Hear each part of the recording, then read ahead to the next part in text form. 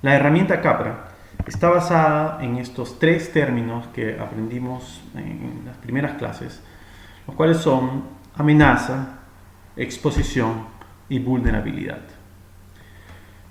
Entonces, el primer módulo, ¿no?, es el módulo de amenazas y es básicamente caracterizar un peligro. Un peligro definido como un conjunto de escenarios estocásticos o eventos estocásticos, como por ejemplo un terremoto o una erupción volcánica o un huracán. Y cada uno de estos eventos es caracterizado con una distribución de probabilidades.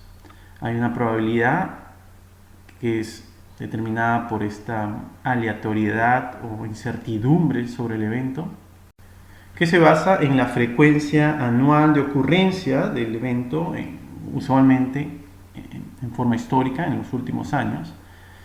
Y un componente importante de este módulo de amenaza es que debe no solo describir la variabilidad en términos de probabilidades de que ocurra el evento, sino la probabilidad de que ocurra en un área geográfica determinada, que es la área de estudio. Y debe no solo identificar la probabilidad de que ocurra el evento, sino la intensidad del evento, ¿cierto? Es decir, la probabilidad de que ocurra un huracán de nivel 1 o la probabilidad de que ocurra un huracán de nivel 3 en una determinada área geográfica. El segundo módulo es el módulo de exposición, es decir, en esta área geográfica que estamos analizando, cuáles son los activos que están expuestos a este evento aleatorio. Es decir, cuál es la infraestructura, las viviendas, los edificios, etcétera, que están expuestos a un huracán o a un terremoto. Y entonces esto requiere entrar a una base de datos de sistema de información geográfica que hay que construir para cada localidad o zona geográfica que estamos analizando. Obviamente esta data puede ser muy rigurosa, muy exacta, a través de censos en la localidad, censos de activos, de infraestructura, o a través de catastros o información que las municipalidades tienen para propósitos de pago de impuestos, que, como sabemos, en nuestros países, en algunas áreas, es muy limitada dada la informalidad existente. Por lo tanto, en otros casos, cuando no se cuenta con información porque es de difícil acceso o porque es muy costoso obtenerla, puede también utilizarse información obtenida por teledetección. Y, por ejemplo, hay herramientas que permiten determinar la calidad de los activos, el tipo de activos, las características de activos basados en tomas satelitales, observando las características de los techos. Y en base a la información, porque es lo único que se puede ver desde un satélite, ¿cierto? Entonces, observando la característica de los techos, se hace inferencias sobre las paredes y sobre la construcción en general, sobre la característica de la vivienda o de la edificación. Y eso se usa como una aproximación que es mucho más cómoda, obviamente, en términos económicos, pero menos rigurosa. Después de obtener la amenaza y la exposición, se continúa con el módulo de vulnerabilidad. Y en este módulo se realizan estimaciones de daños en un lugar para un evento específico, un evento aleatorio específico, y esto se hace por clase de activo e intensidad. La clasificación de activos se hace en función al tipo de construcción y los materiales usados.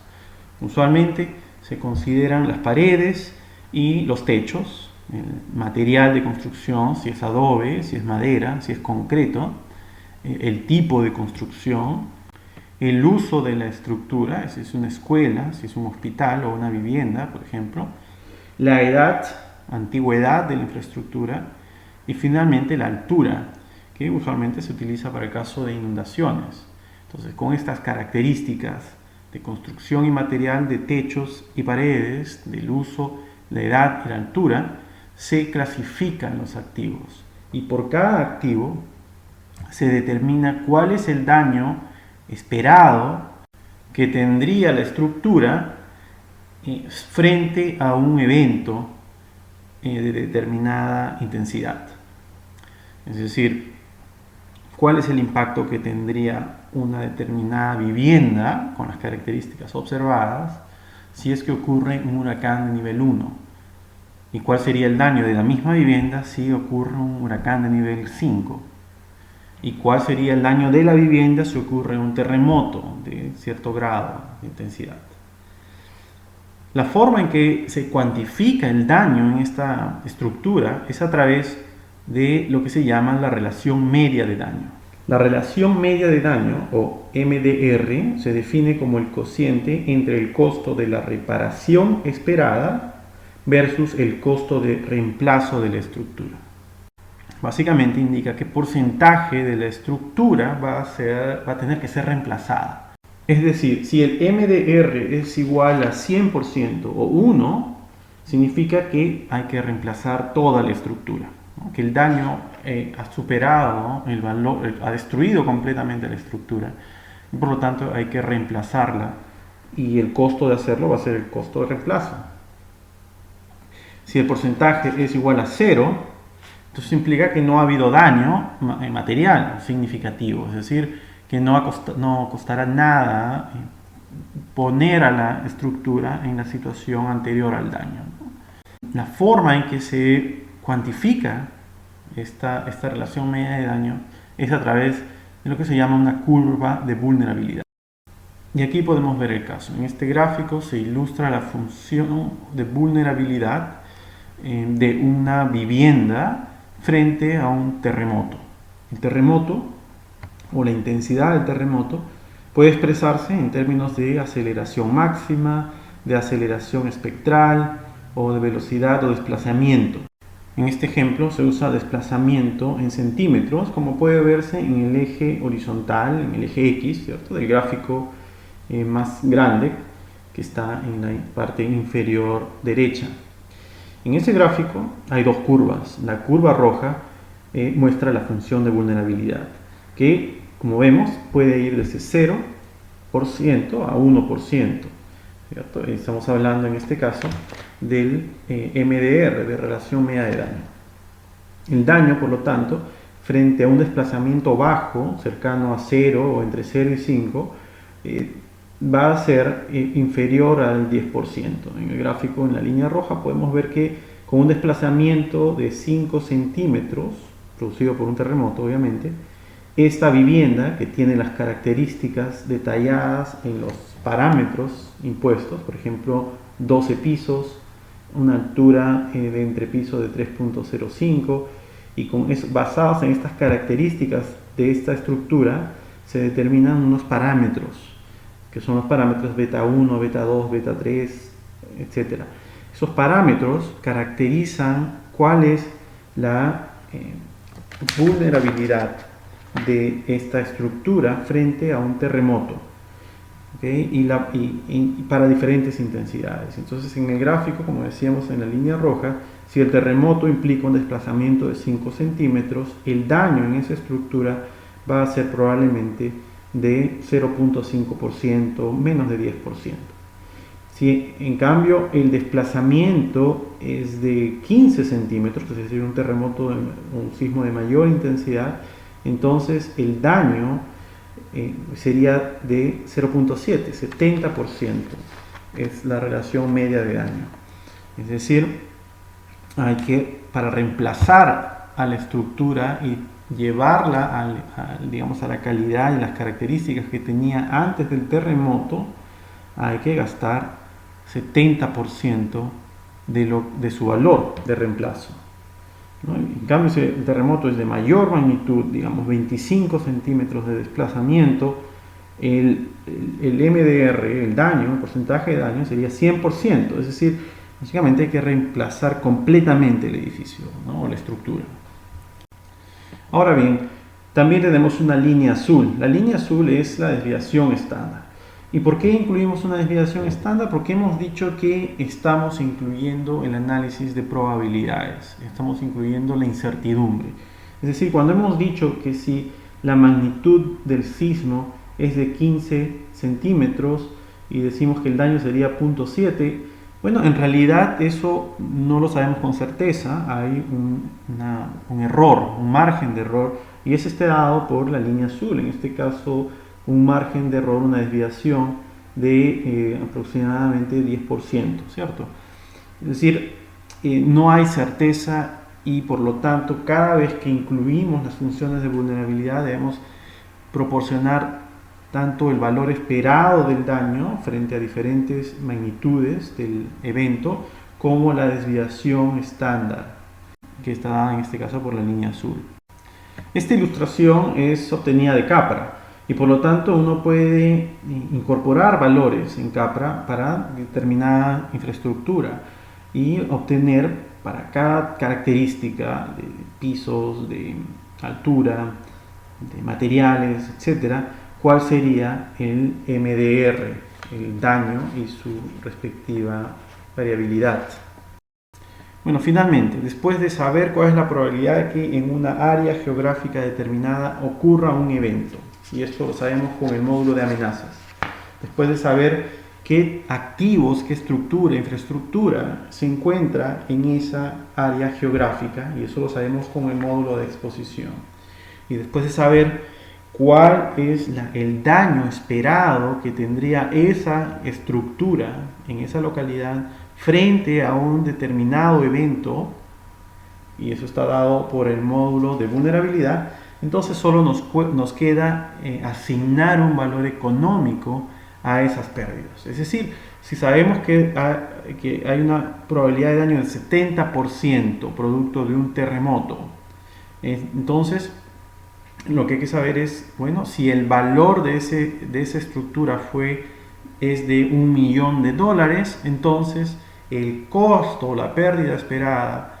para esa estructura en específico sería $1.000.000 por la probabilidad de daño, que es 70%, es decir, $700.000. Bueno, y eso hay que hacerlo para cada activo físico existente en el área geográfica de análisis. Entonces, el módulo de daños y pérdidas calcula esta pérdida esperada económica basado en los tres módulos anteriores, el de amenaza, el de exposición y el de vulnerabilidad. Esto requiere, como hemos dicho, multiplicar los coeficientes de daño por valores, o sea, del MDR en cada lugar por clase de activo, y luego agrupar todas las pérdidas por cada activo en la localidad de análisis. Finalmente, con esos valores esperados de pérdidas económicas en una determinada área geográfica, los tomadores de decisiones decidirán qué tipo de soluciones o medidas de reducción de riesgos pueden tomarse. Ahora, pensemos en el proceso de decisión y la información que sería más útil para tomar una decisión en términos de algún programa que busque reducir el riesgo de desastres. Supongamos que tenemos un área geográfica, que hemos hecho 2 módulos en Capra y hemos determinado la variedad de infraestructura en esa localidad y encontramos que después de calcular los daños y la pérdida económica esperada por cada estructura, si sumamos todas ellas, en esa localidad la pérdida económica esperada es de, digamos, $50 millones. El producto de inundaciones, por ejemplo. Entonces la pregunta sería, bueno, ¿qué medida vamos a tomar? Primero, nos conviene construir, por ejemplo, un dique en la zona, si esta es un área costera, para reducir y mitigar este riesgo. Es decir, si construimos el dique, probablemente ya la inundación se reduzca, la probabilidad de que ocurra la inundación se reduzca y vamos a poder reducir esos $50 millones de pérdida esperada. Pero construir el dique cuesta de repente $100 millones. Entonces, ¿vale la pena hacerlo? Díganme ustedes tienen que invertir $100 millones para construir un dique y reducir una pérdida que en promedio sería de $50 millones. Y la respuesta va a estar dada por el nivel de riesgo que como tomador de decisiones y como país o localidad o comunidad quieren tomar.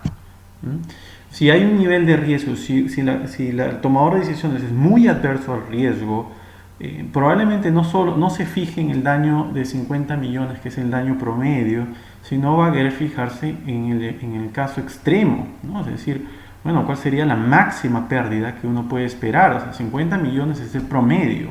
Sabemos que la pérdida tiene una distribución. Hemos visto los tipos de distribución y el promedio es lo que está en el medio, pero hay unas colas en los extremos. Bueno, pongámonos en el caso más adverso, en donde la pérdida es la mayor. Y quizá la pérdida máxima que uno podría esperar es de 500 millones de dólares. Y por lo tanto, bueno, sí vale la pena invertir 100 millones en esos diques para evitar una pérdida máxima de 500. Bueno, entonces necesitamos diferentes tipos de información que permitan incorporar nuestra aversión a riesgo en la toma de decisiones. Y eso es lo que vamos a ver a continuación, que tiene que ver con cómo comunicar estas pérdidas esperadas. Lo primero que vamos a ver es lo que se llama una curva de exceso de pérdidas. Es decir, representar la frecuencia anual con la que una pérdida de cualquier cantidad monetaria específica sea superada. Es decir, yo me pregunto, ¿cuál es la probabilidad o la frecuencia anual, ¿no? La probabilidad de que en un año la pérdida producto de la inundación supere los 500 millones de dólares? ¿Por qué? Porque yo estimo que los presupuestos que tenemos para manejo de riesgos de desastres van a ser a lo más 500 millones de dólares, o que la ayuda internacional que podríamos conseguir frente a un desastre nunca va a poder ser superior a 500 millones de dólares. Es decir, 500 millones de dólares es lo que podríamos conseguir como máximo frente a un escenario. Entonces la pregunta correspondiente sería, bueno, ¿cuál es la probabilidad anual de que ocurra una pérdida que sea superior a 500 millones de dólares? ¿Okay? Y eso se puede calcular con CAPRA. Esta curva de exceso de pérdidas la podemos hacer para distintos montos. Y si me dicen que la probabilidad de que ocurra una pérdida mayor a 500 millones de dólares es de 30%, bueno, eso me parece una probabilidad bastante alta. Por lo tanto, probablemente decida invertir en la prevención y construir ese dique.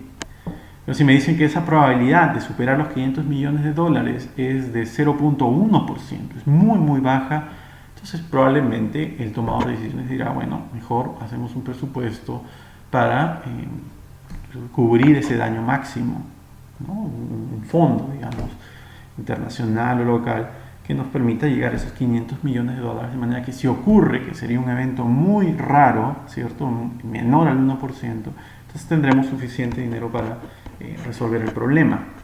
Entonces la curva de exceso de pérdidas es muy útil cuando uno tiene presupuestos limitados, en el caso para reducción de riesgo, que es, digamos, el caso común. Todos tenemos un presupuesto limitado para ello.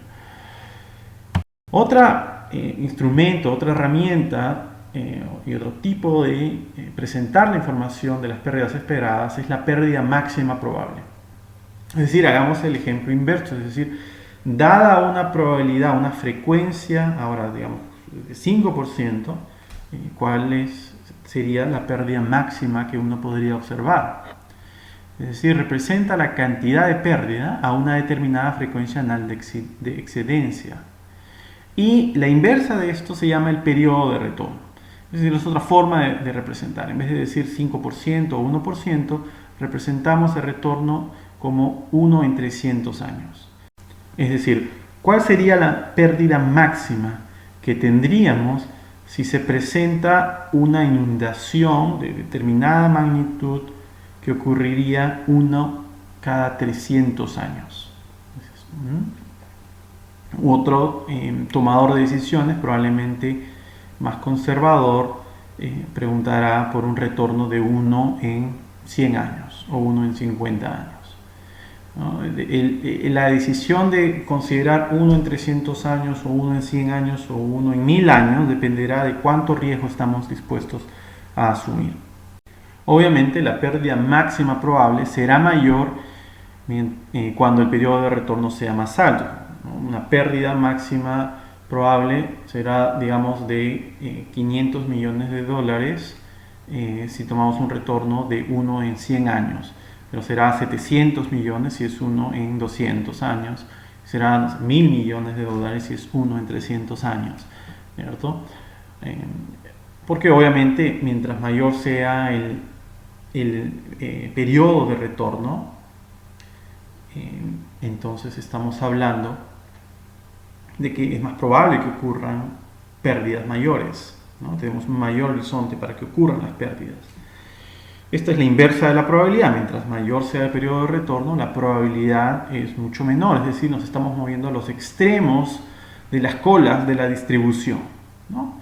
Entonces, ¿cuál es la pérdida máxima cuando frente a un evento que puede ocurrir con 0.0001% de probabilidad? Es gigante, es una pérdida gigante porque es un evento extremo y un evento que es el caso de mayor pérdida esperada. Y finalmente, la pérdida anual promedio, que es la pérdida esperada por año, que es lo que habíamos visto hace un momento en el ejemplo de la inundación, que era 50 millones de dólares producto de las inundaciones. Es decir, es la esperanza matemática de la pérdida anual. Un tomador de decisiones podría considerar la pérdida anual promedio de 50 millones de dólares y decidir si construye o no un dique que cuesta 100 millones de dólares. En términos esperados, costará 50 millones la pérdida, por lo tanto la inversión no debería ser mayor a 50 millones de dólares, por lo tanto probablemente no se construya ese dique. Sin embargo, como dijimos anteriormente, los tomadores de decisiones son aversos al riesgo y por lo tanto probablemente no se los promedios esperados, sino más bien en la máxima pérdida posible, o sea, los dos términos que hemos visto anteriormente. Ahora bien, la pérdida anual promedio es importante. Las empresas de seguro, de hecho, determinan las primas, el valor de las primas de seguros en base a esperados, en pérdidas esperadas. Una prima justa es aquella que es equivalente a la pérdida esperada. Y esto es útil también si un país decide tener fondos de autoseguro, digamos, en donde el país decide hacer reservas anuales para cubrir la pérdida esperada. Esa sería una buena práctica, ¿no? Tener estos fondos que serían equivalentes a la pérdida esperada. Eso sería una forma de seguro. No sería recomendable, sería realmente absurdo crear fondos basados en los dos términos anteriores, es decir, en valores extremos que podrían ocurrir con 5% de probabilidad, porque eso implicaría tener fondos muy altos, ¿no? Mayores a 50 millones de dólares para el caso de inundaciones, digamos, poner 200 millones de dólares para cubrir un escenario que probablemente ocurra con 5% de probabilidad. Sería realmente absurdo tener esa cantidad de dinero estancada, ¿no? Generando pocos retornos, inutilizados, ¿no? Fondos inutilizados para un evento que va a ocurrir con poca probabilidad. Para esos casos, para estos casos extremos, usualmente se establecen planes de contingencia o se contratan seguros, ¿no? Se pueden contratar seguros, etcétera, para estos casos extremos. Entonces, la pérdida esperada es útil en el sentido que permite una mejor planificación para los temas de riesgos de desastres. Este gráfico describe un poco el proceso de estimación de pérdidas en CAPRA. Se determina una amenaza, se definen escenarios, portafolios, obviamente se necesita un lugar geográfico específico, las estimaciones de intensidades de amenaza, las vulnerabilidades, las exposiciones, los cálculos de parámetros de riesgos basados en la característica de los activos, los daños, las pérdidas humanas, económicas, es decir, las funciones de vulnerabilidad. Y todo esto permite calcular las pérdidas recurrentes por cada amenaza. Luego, esta información es representada para propósitos de comunicarse con la audiencia que toma las decisiones, ya sea a través de pérdidas esperadas o pérdidas máximas probables, etc. Este gráfico representa nuevamente los módulos de CAPRA, el módulo de amenaza, exposición y vulnerabilidad. Estos tres módulos son combinados, como dijimos, para determinar los daños y pérdidas, y esto dentro del módulo de daño y pérdida. Luego se hace una evaluación holística de los riesgos, ¿cierto? Esto indica pues, múltiples riesgos, y con eso se determina qué hacer. Se puede retener el riesgo, se puede transferir el riesgo contratando aseguradoras, o se puede retener a través de autoseguros. Eso por un lado, la parte financiera. Por otro lado, se pueden tomar medidas de planificación del uso de la tierra, zonificaciones, por ejemplo, para el caso de terremotos, o construcciones de diques, etc. Se pueden también establecer escenarios de respuestas a emergencia y planificación para reducir la vulnerabilidad en términos de vidas humanas.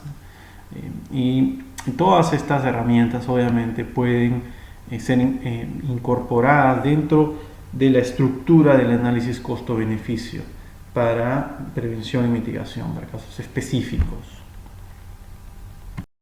Entonces la metodología CAPRA, dijimos, utiliza los riesgos y la incertidumbre, se basa en riesgos e incertidumbre, determina frecuencias de ocurrencia de peligros, o sea, distribuciones de probabilidad de eventos, terremotos, etc., en periodos determinados. Construye mapas de riesgo basados en sistemas de información geográfica y permite determinar en forma cuantitativa las pérdidas esperadas para un país en particular o una región o una ciudad, dependiendo de los datos que tengamos. Estos son ejemplos del uso de la CAPRA. En estos casos se presenta la pérdida máxima probable y la pérdida anual promedio por distrito en Belice, ¿no? Y esto frente a un terremoto. Estas son las pérdidas anuales. Y podemos ver qué zonas en Belice son las que tendrían mayores pérdidas. Obviamente la zona urbana es la que tendría mayor pérdida económica y de vidas producto de un terremoto. En el otro gráfico de la derecha se observa la misma información, pero ahora usando las pérdidas máximas probables. Eso es para usarla en otro tipo de decisiones. Desarrollos futuros de CAPRA. Bueno, la iniciativa CAPRA, en parte gracias al apoyo del Banco Mundial, se ha extendido, se está extendiendo a otras regiones de América Latina, no solamente América Central, que fue la que dio origen a la estructura, a la herramienta CAPRA. Y por otro lado, el hecho de que sea una herramienta abierta, un software abierto, permite que la estructura se vaya construyendo y modificando y mejorando gracias a colaboraciones con gobiernos nacionales, instituciones académicas y otros técnicos de las regiones. CAPRA, como dijimos, puede utilizar datos catastrales, puede usar censos de viviendas o puede utilizar información obtenida por teledetección. Se ha prestado atención en cuánto y cómo las cada vez más sofisticadas herramientas de teledetección permiten acelerar el desarrollo de CAPRA, nuevamente gracias a que CAPRA utiliza los sistemas de información geográfica. Aquí vemos justamente cómo CAPRA se integra con teledetección, cómo se generan módulos que incorporan la teledetección en forma más amigable. Esta información está disponible en la página de CAPRA, la cual definitivamente recomendamos visitar si es que ustedes tienen interés en utilizarlo en sus respectivas regiones. De hecho, si ustedes visitan la página de CAPRA, que es ecapra.org, podrán ver ejemplos específicos de cómo distintos países o comunidades están usando la tecnología o la estructura de CAPRA para modelos específicos, necesidades específicas relacionadas a reducción de riesgos de desastres.